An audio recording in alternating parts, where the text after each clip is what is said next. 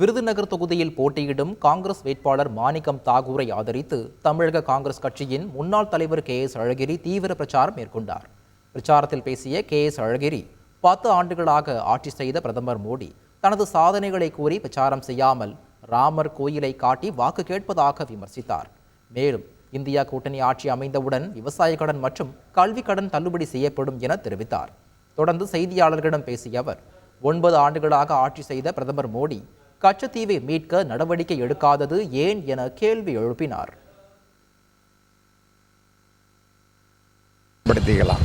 சட்ட ரீதியாக நம்ம யாருக்கும் எழுதி கொடுத்துள்ள, முதல்ல அவர் அதை புரிஞ்சுக்கணும்.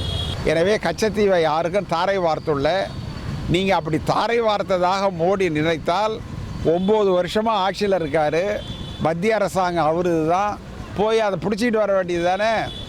யார் வேணான்னா படையெடுத்து போய் அதை பிடிச்சிட்டு வாங்க, நாங்கள் ஆதரிக்கிறோம், நாங்கள் ஒன்றும் எதிர்ப்பு தெரிவிக்கல, வேணா நாங்களும் ஒரு துப்பாக்கி தூக்கிட்டு வரோம் உங்கள் பின்னாடி.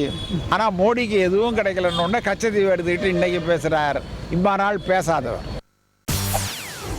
செய்திகளை உடனுக்குடன் தெரிந்து கொள்ள உடனே சப்ஸ்கிரைப் பண்ணுங்க.